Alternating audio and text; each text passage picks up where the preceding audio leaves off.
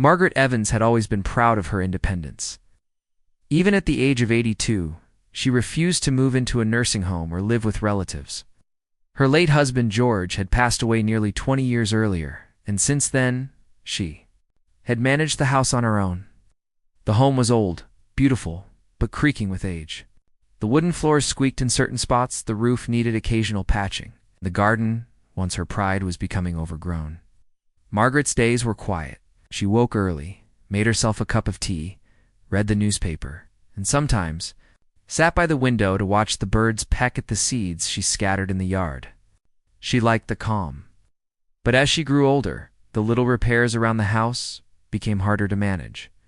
A loose door hinge, a leaky faucet, broken fence, things that would have been easy in her younger days now required help. One afternoon, while she was struggling to carry a heavy potted plant from the porch, her neighbor, Mrs. Harris, called over the fence. "Margaret, you should get yourself a handyman.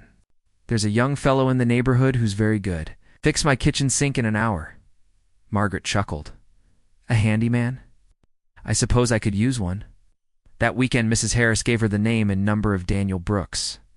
He was 27 years old, she said, hard-working and polite. Margaret hesitated for a moment. She wasn't used to strangers working in her home. But the thought of not having to wrestle with broken cupboards and leaky taps herself was tempting. She called Daniel the next morning. His voice was warm and friendly. "Sure, I can come by tomorrow and take a look at what needs fixing," he said. The next day, a knock on her door announced his arrival. Margaret opened the door and saw a tall, lean young man in worn jeans and a clean shirt. He had kind eyes and a gentle smile. "Mrs. Evans?" "Yes. Yes, that's me. You must be Daniel," he nodded, stepping inside and glancing around at the high ceilings and antique furniture. "This house is beautiful," he said. "It's old," she replied with a laugh, "but it's got a lot of memories." They spent the morning going through the list of repairs. Daniel fixed the squeaky front door, tightened the loose railing on the stairs, and repaired a kitchen drawer that had been stuck for months. He worked quietly, but hummed to himself every now and then. Margaret noticed he was careful with her things, always asking before moving anything. When the clock struck noon, she offered him tea. "You must be tired," she said. "I've got fresh biscuits, too." Daniel smiled. "I'd never say no to biscuits." They sat in the sunlit kitchen, sipping tea and chatting. Margaret learned that Daniel had grown up nearby but had moved away for a few years to work in another city. He had recently returned to help his mother after she became ill. Being back home, he decided to start his own small handyman business. Over the next few weeks, Daniel returned several times. Each time he fixed something else: new curtains in the living room, a repaired step in the garden, a fresh coat of paint on the fence. Margaret began to look forward to his visits. He always arrived with a cheerful good morning, and sometimes brought her flowers from his mother's garden. Their conversations became longer. Daniel would tell stories about his work, the interesting houses he had been in, and the odd jobs he had taken. Margaret, in turn, shared tales from her youth growing up in a small village, meeting her husband, raising their 2 children. One rainy afternoon, after finishing a job in the attic, Daniel found Margaret in the living room sorting through old photo albums. She invited him to sit and look through them with her. They laughed at pictures of her children dressed in colorful 1970s clothes, smiled at wedding photos, and paused at a black and white picture of Margaret and George as young newlyweds. "You were beautiful," Daniel said softly. Margaret felt a warmth in her cheeks. "That was a long time ago." "Still are," he replied, not breaking eye contact. It was the first time in many years that someone had spoken to her in that way. She didn't know how to respond, so she just smiled and poured more tea. As the weeks passed, Daniel's visits became less about fixing things and more about companionship. They cooked meals together, walked in the garden, and even watched old movies on her television. Margaret noticed how Daniel really listened when she spoke. He didn't treat her like an elderly woman whose words were from another time. He treated her like a person who mattered in the present. One evening, as they sat watching the rain from the porch, Daniel mentioned how much he admired her strength. "Lived through so much," he said. "Most people would have given up their independence long ago, but you're still here, running your own home? Margaret laughed softly. It's not always easy. Some days I feel every one of my 82 years. Still, he said, I think you're remarkable. Their friendship deepened into something unexpected. It wasn't rushed, and it wasn't planned. It simply grew out of kindness, respect, and shared moments. Neighbors started to notice. Mrs. Harris, ever the observer, commented one morning, "That young man is here quite often, isn't he?" Margaret smiled, but didn't answer directly. She didn't feel the need to explain her life to anyone. She knew what people might think about an 82-year-old, a woman spending so much time with someone 55 years younger. But to her, Daniel was more than just company. He was a reminder that life still had surprises left. No matter how old you were, one Sunday afternoon, they decided to plant flowers in the garden. Daniel knelt in the dirt, his hands moving skillfully. As he dug small holes, Margaret stood beside him, handing him the bright blossoms one by one. The sun was warm, and the air smelled of earth and fresh blooms. At one point, Daniel looked up and caught her gaze. For a long moment, neither of them spoke. From that day on, their connection became more personal. They shared not just tasks and stories, but also quiet moments that needed no words. For Margaret, it was both strange and wonderful. She hadn't felt such companionship since George had passed. She didn't think about where it was going or what people might say. All she knew was that Daniel's presence made her days brighter. And though she didn't realize it yet, their lives were about to take a turn so unbelievable that it would leave neighbors, doctors, and even scientists astonished. Margaret had never been the type to complain about feeling unwell. Over the years, she had learned to live with the little aches and tiredness that came with age. But one morning, she woke up with a strange heaviness in her body. She felt dizzy. When she stood up, her stomach churned, as if she had eaten something bad. And there was an unusual craving for sweet biscuits that she hadn't eaten in years, she told herself. It was just fatigue from gardening the day before. She had worked alongside Daniel for hours, planting new flowers, and maybe she had overexerted herself. But as the days went on, the tiredness didn't go away. Instead, new symptoms appeared, her appetite increased, she felt more emotional than usual, and she often found herself napping during the day. One afternoon, as she sat in her armchair sipping tea, Daniel noticed her pale face. "Margaret, are you feeling all right?" he asked, concern in his voice. She smiled faintly. "A bit tired, dear. Nothing to worry about." Daniel frowned. "You've been saying that for weeks now. Maybe you should see your doctor." Margaret hesitated. She didn't like going to the doctor unless it was absolutely necessary. But Daniel's worried expression made her agree. "All right. I'll book an appointment tomorrow." The next morning, she visited Dr. Collins, a kind man who had been her family doctor for years. He asked about her symptoms and decided to run some basic test blood work. Urine samples and a few standard checks for someone her age. Margaret didn't think much of it. 2 days later, Dr. Collins called her back to his office. Margaret walked in expecting to hear about a vitamin deficiency or maybe some medication for fatigue. But when she sat down across from him, she noticed he looked unsettled. "Margaret," he began slowly, "the results we received are very unusual." Raised her eyebrows. "Unusual? In what way?" He cleared his throat, glancing at the papers in his hands. "According to the tests, you're pregnant." Margaret blinked at him, sure she had misheard. "Pregnant? That's impossible. I'm 82 years old." Dr. Collins nodded quickly. "Yes, I know how this sounds.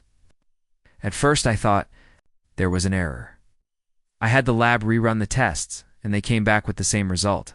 The hormone levels are clear. You are, without question, expecting a child." She stared at him, her mind spinning. This doesn't make sense." "I agree," Dr. Collins said. "Medically, this should not be possible at your age, but the results are consistent." "Margaret, is there any chance," he paused, trying to phrase his question delicately, "that you've been close to someone recently?" Margaret felt her cheeks warm. She didn't want to discuss her personal life, especially with her doctor. But after a long moment, she nodded. Yes. His name is Daniel. He's been helping me with the house for some months now. The doctor leaned back, still processing the information. This is extraordinary. Margaret, I'll need to refer you to specialists for further examination. This is unlike anything I've seen in my entire career. When Margaret returned home, Daniel was fixing the back gate. She stood for a while watching him work, wondering how she was going to tell him. Finally, she called out, "Daniel, can we talk?" He wiped his hands on a rag and walked over, smiling. But his smile faded when he saw her serious expression. What's wrong? She took a deep breath. I went to the doctor. And well, Daniel, I'm pregnant. For a moment, Daniel just stared at her, as if he thought she was joking. Pregnant?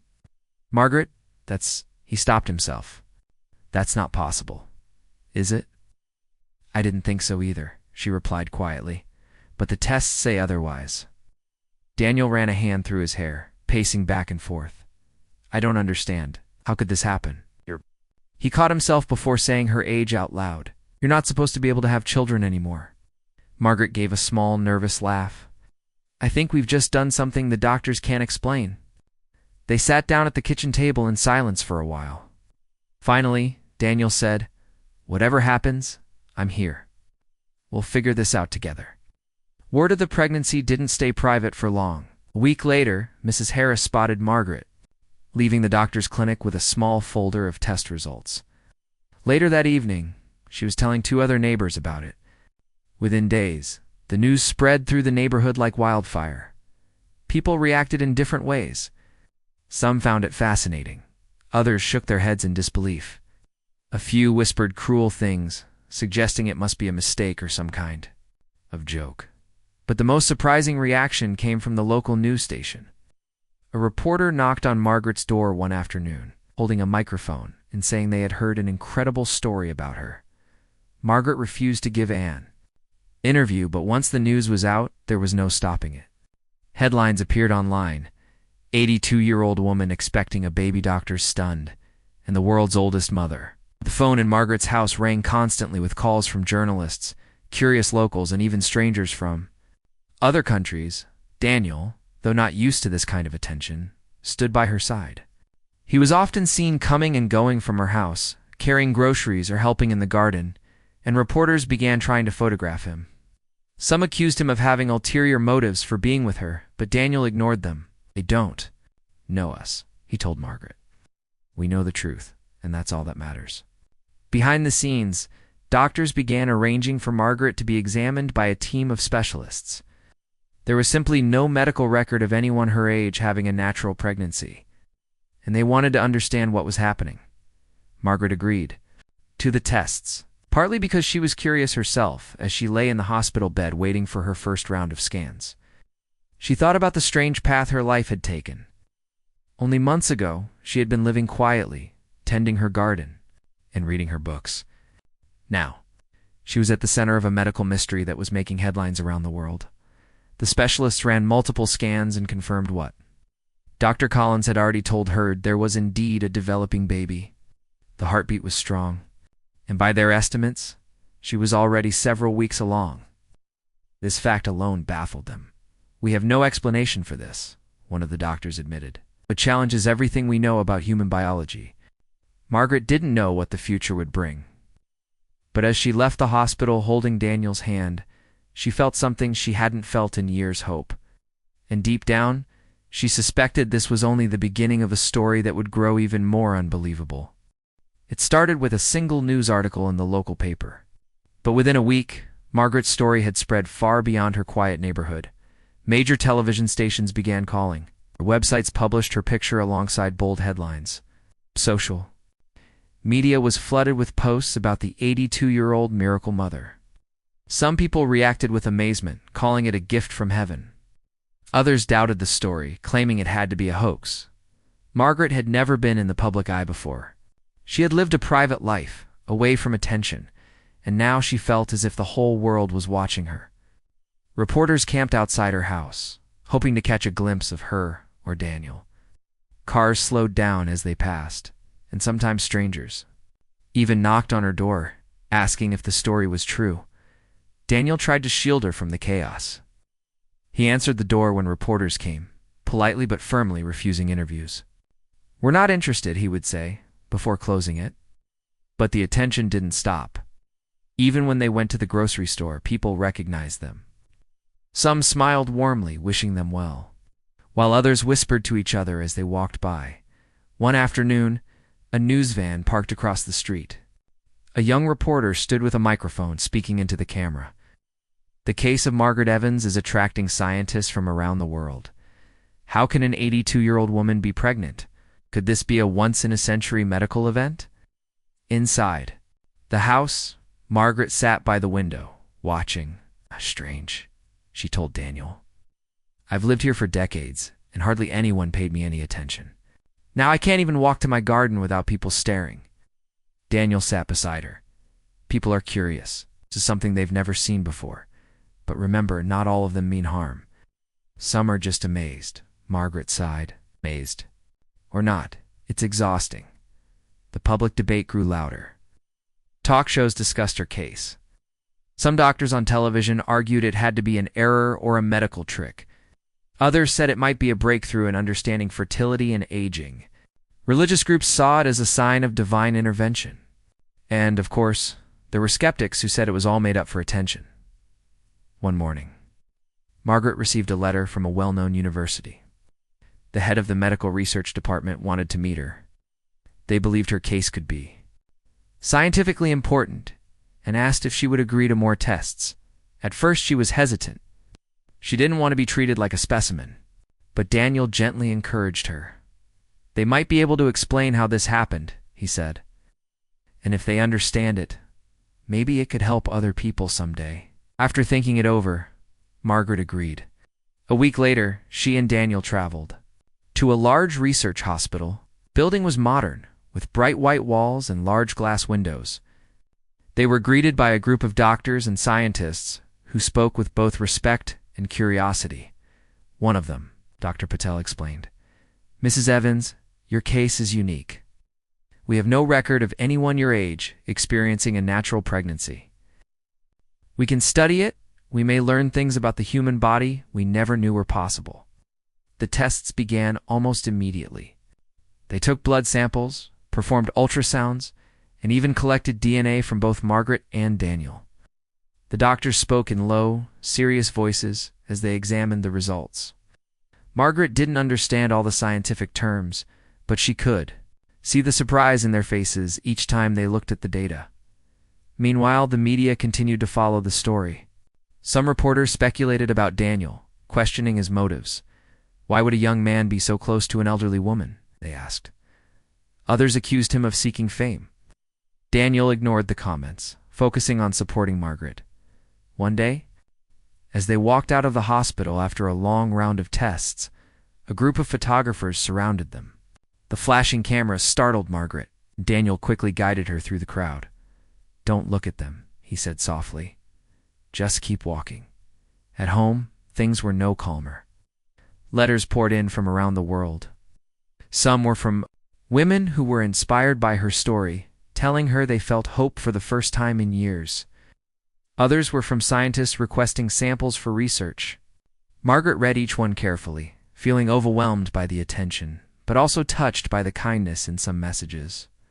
In the midst of all this, Margaret's health remained steady. The baby was growing well, according to the doctors, and every checkup confirmed that the pregnancy was progressing normally. This fact amazed the medical team even more. "It's extraordinary," Dr. Patel told her during one visit. "At your age, the risks should be extremely high, but your body seems to be handling it as if you were much younger." Daniel stayed close to her, helping with daily tasks and making sure she ate healthy meals. They spent evenings watching old films or sitting in the garden, trying to hold on to some sense of normal life. But even in these quiet moments, they knew the world outside was still buzzing with curiosity and speculation. The scientists began sharing their early findings with Margaret.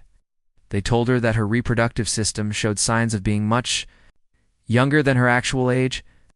Some parts of her biology seemed to have been preserved, though no one knew exactly why. There were also unusual markers in Daniel's genetic profile, things that might have interacted with Margaret's body in a rare way.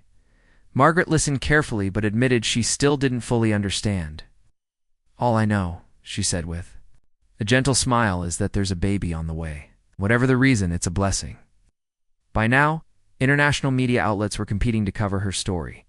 One well-known journalist offered to pay her for an exclusive interview. Margaret refused. She didn't want money for her story, nor did she want it turned into entertainment. But she agreed to one short television statement, just to quiet some of the wild rumors. In the recorded segment, she sat in her living room with Daniel beside her. "I didn't ask for all this attention," she said calmly. "I'm just living my life, and something unusual happened. I'm grateful for the support from those who wish us well. To everyone else, I hope you can be kind." Her words touched many viewers. The tone of the public conversation shifted slightly. More people began to see her as a grandmotherly figure experiencing something extraordinary, rather than just a headline. Still, the questions remained. How could this be possible?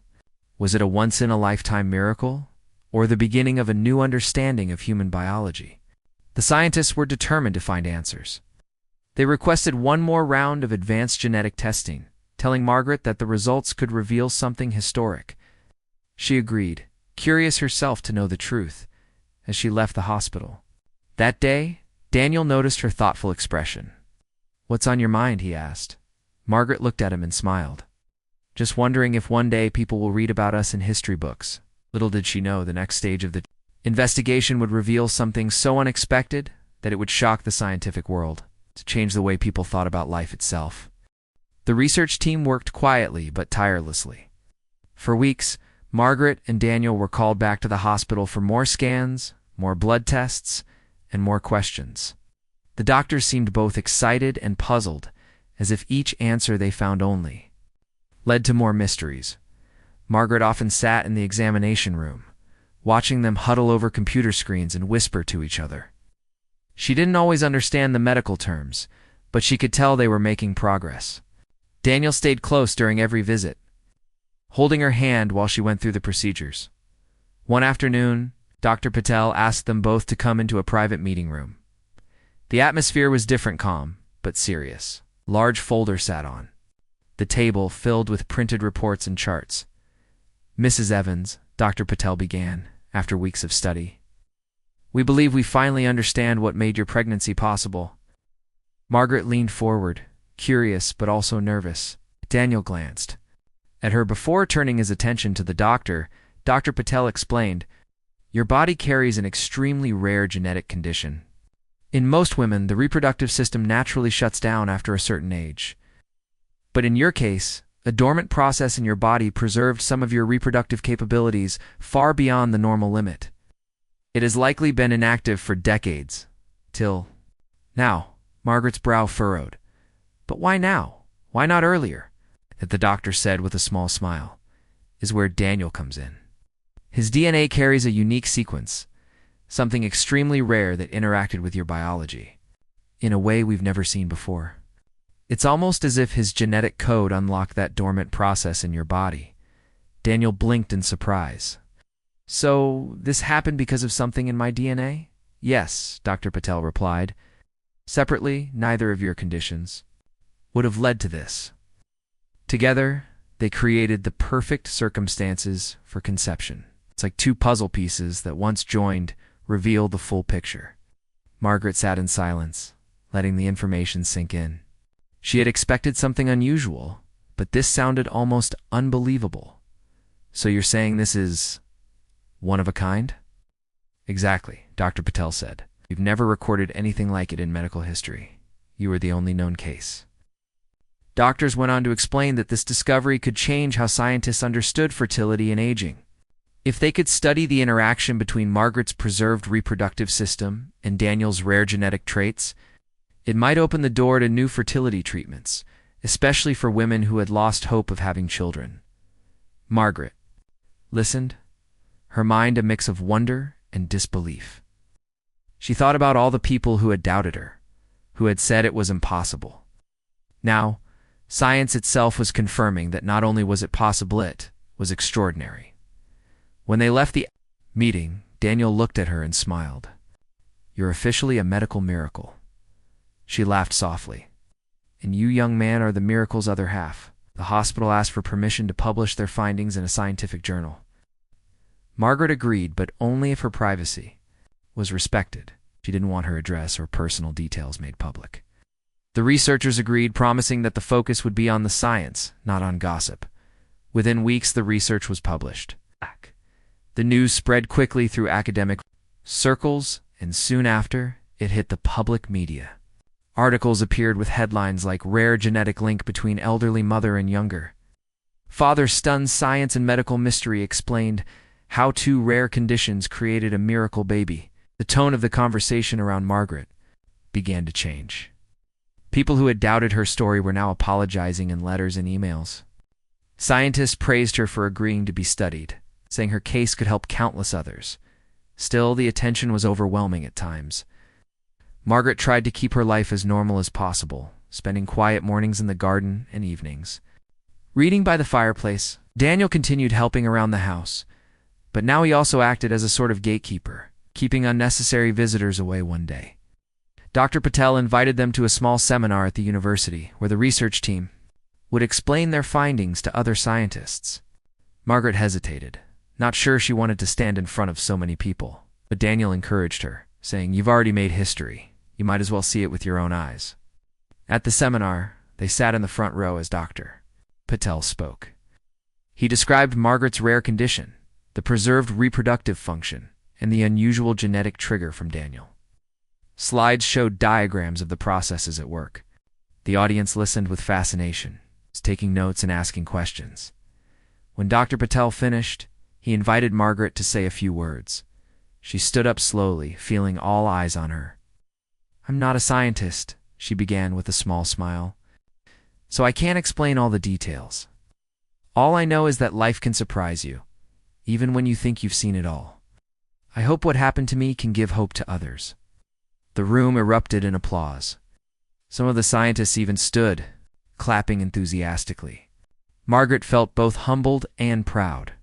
As the months went on, the pregnancy continued without major complications. The doctors monitored her closely, amazed at how well her body was handling the process. They adjusted her diet, encouraged gentle exercise, and checked the baby's development regularly. Each time, the results were positive. The baby was growing perfectly. Daniel became even more protective. He drove her to every appointment, carried groceries so she wouldn't strain herself, and made sure she rested enough. "I still can't believe we're going to be parents," he said one evening as they sat by the fire. Margaret smiled. "Neither can I, but I think this little one was meant to be here." Somehow everything happened just right. In the wider world, debates continued. Some people saw the case as a symbol of hope, proof that science could achieve what was once thought impossible. Others raised ethical questions about age and parenthood. Margaret tried not to focus on the arguments. For her, the only thing that mattered was the tiny heartbeat she heard at every checkup. The day came when Dr. Patel announced they had enough data for a full medical report. "Your case," he told Margaret, "is going to be studied for decades. You and Daniel may have changed the future of fertility research forever." Margaret felt a quiet satisfaction. She hadn't set out to make history, she had simply lived. Her life and history had found her. And yet she knew there was still one chapter left to write. The day the baby would arrive, neither she nor Daniel knew exactly how that moment would feel. But they both knew it would be the most extraordinary day of their lives. The day Margaret had been quietly preparing for finally arrived. The months of careful monitoring, the steady growth of the baby inside her, and the many moments of hope and uncertainty all led to this one moment. Margaret woke up feeling different. There was a gentle ache in her lower abdomen, a sign she had learned from past pregnancies decades ago, though she had never imagined this day would come again. Her body was sending clear signals. Daniel was already awake, sitting beside her bed. When she told him what she felt, his eyes lit up with a mix of excitement and concern. "Let's get to the hospital," he said softly. The drive to the hospital was quiet. Margaret held Daniel's hand tightly, drawing strength from his calm presence. Nurses and doctors were ready for her arrival, having prepared carefully for this unusual but beautiful event. Labor was slow but steady. Margaret's age meant the doctors were extra cautious, watching every detail with care. Daniel stayed by her side, encouraging her and offering gentle words. "You're doing great, Margaret. Just breathe." Hours passed, and finally the moment came. A healthy baby girl was born. The room filled with soft cries, and tears came to Margaret's eyes as she heard the tiny sounds of life she had not expected to hear again. The nurses wrapped the baby in a soft blanket and handed her to Margaret. She held the child close, feeling warmth and love like she had never forgotten. Daniel watched, smiling through tears, overwhelmed by the miracle unfolding before him. The news spread quickly. Headlines appeared around the world. 82-year-old mother gives birth to healthy baby. Medical miracle baby born after record-breaking pregnancy, and couple defies odds to welcome new life.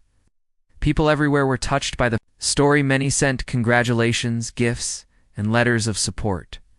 Margaret and Daniel found themselves at the center of attention once again, but this time it was different. It was not just curiosity, it was celebration. Doctors continued to monitor both mother and child carefully. The baby was thriving, gaining weight steadily and meeting all her early milestones. Margaret's health, though fragile in some ways, remained strong enough to care for her daughter. As weeks turned into months, Margaret and Daniel adjusted to their new roles as parents. They decorated the nursery with soft colors and toys. Daniel learned how to change diapers and soothe the baby when she cried. Margaret sang lullabies she remembered from long ago, her voice gentle and full of love. Their relationship deepened in new ways. The bond they shared was no longer just about companionship or care, it was about family. They worked together to provide the best for their daughter. Ignoring the doubts or judgment from others, Margaret often thought about the journey that had brought her here. From the quiet days of loneliness to the whirlwind of media attention and scientific discovery, it had all led to this moment of joy. She felt a new purpose, something to live for beyond herself. The baby was not only her child, but a symbol of hope, proof that life could surprise even those who thought their time had passed. Daniel watched her sometimes, marveling at her strength. "You're the most incredible woman I know," he told her one evening as they rocked the baby to sleep. Margaret smiled, feeling grateful for the unusual path their lives had taken. "And you're the kindest man I've ever met." Their story inspired many. Scientists continued studying the genetic findings, hopeful that new treatments could help women who struggled with infertility. Women of advanced age found courage, in Margaret's example, believing that miracles could happen despite the challenges ahead. Margaret and Daniel faced the future with hope and determination. They knew their family was different, but it was filled with love, the most important thing of all. And as the baby grew, healthy and strong, they looked forward to the many years they would share together, grateful for every moment of their extraordinary journey.